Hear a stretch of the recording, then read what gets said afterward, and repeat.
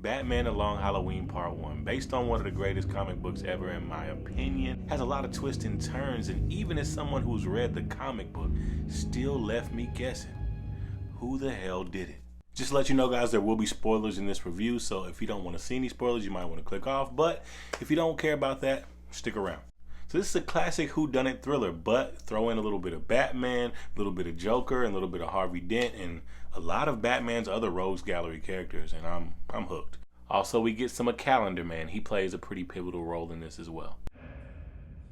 So, a killer who only works on holidays. From a comic book nerd perspective and somebody who loves comic books, this has a lot going on for it already with Batman, his rogues gallery, the storyline in general, which the Long Halloween, there is a guy named Holiday. He's a holiday killer. He's pretty much doing exactly what it sounds like, going around killing people on the holidays. He got people on Halloween, he got people on Christmas, and again on New Year's. Anytime there's a story heavily evolved around Gotham City, it's always going to be a struggle for power. We know this if you're a Batman fan. Even if you're not a comic book nerd, you've seen a Batman movie and you kind of get this. This time it's going to be between the Falcone crime family and the Maroni crime family. Somebody keeps plucking off people in the Falcone crime family. They're leaving these little jack-o'-lanterns at the scene, hence the name Long Halloween.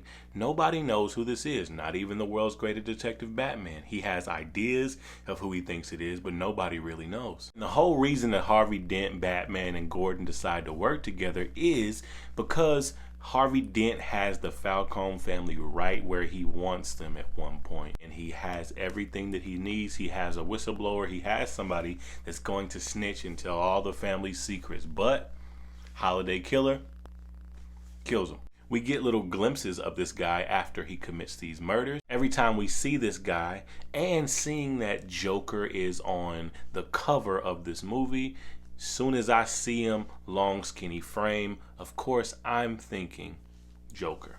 Hands down, it's gotta be the Joker. But then, like any whodunit crime film is gonna do, the movie does a really good job of introducing you to plenty of other characters who could fit the bill.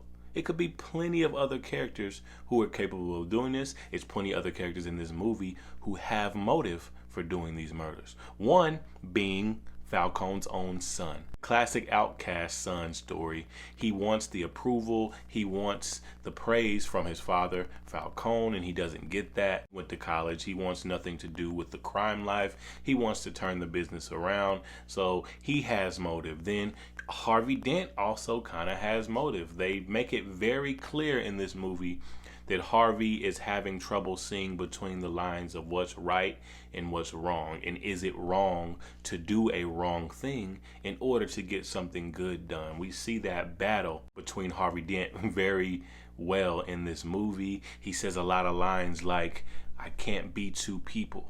I can't be two places at once. I'm just one man. So even though he doesn't fully agree with Batman's methods, he doesn't agree with what Batman is doing, and he doesn't agree with vigilanteism at all at this point, he feels it's a necessary evil that he has to do in order to take down the Falcone crime family.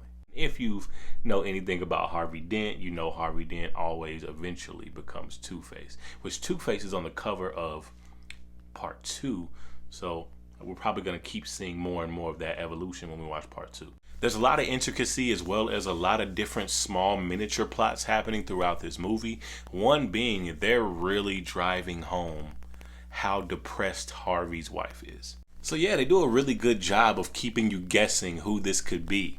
And every time you think you got it down and we get introduced to a character, we're like, well, maybe? Was it him? Was it not? And what I love about these type of movies is we see Batman starting to piece that information together himself. And we finally think that he's getting warmer and warmer and warmer. Since he's a holiday killer, killing people on specific dates, being the holidays, of course, initially they go to Arkham and see the Calendar Man. And we get this nice little montage of him walking past people in cells, and we get to see a lot of Batman's other rogues gallery, which just as a Batman fan and nerd and a comic book lover, that type of fan service stuff just gets me, man. I can't be mad at it. Batman then goes to the Joker's cell to try to find him and speak with him to see that the Joker has escaped. So you're like, yep, I knew it. It was the Joker. I knew it.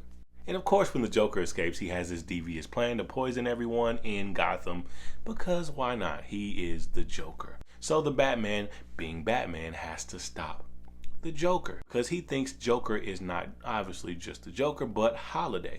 Meets up with Joker, stops him and foils his plan, figures out that Joker is not the guy.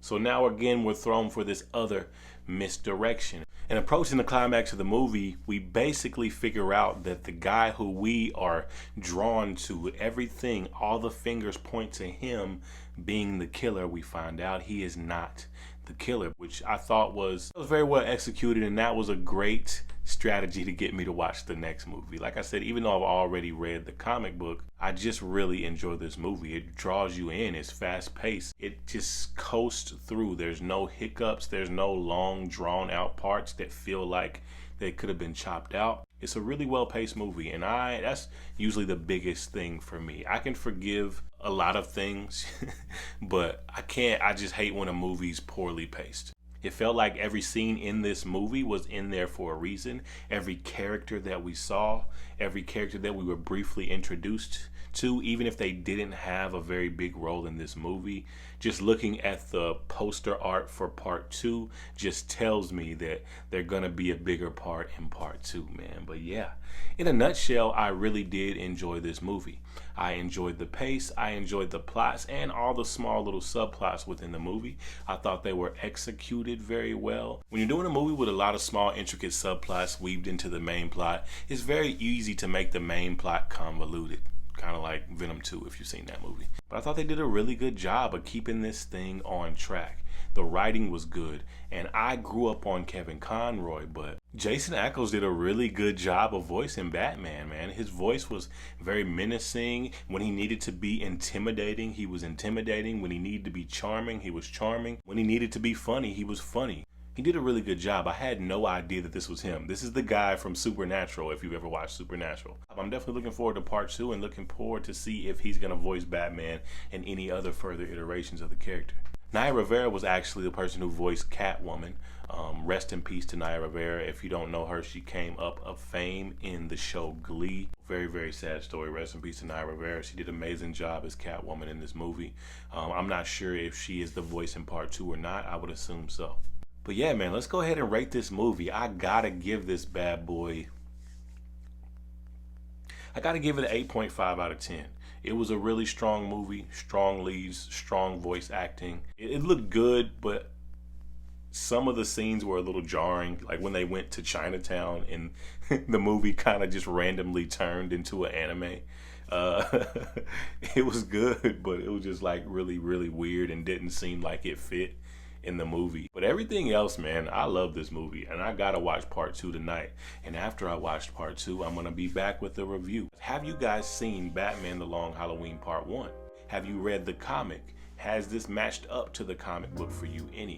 Because I know a lot of people like the source material a lot better than they do the movie iterations, but I love them all for what they are, man. But anyways, let me know down in the comments, have you seen this and what did you think about it? I'm your boy Eddie Knight, host of the Nerdy Before It Was Cool podcast, where we talk TV shows, films, especially ones that have to do with comic book characters. And I'm out.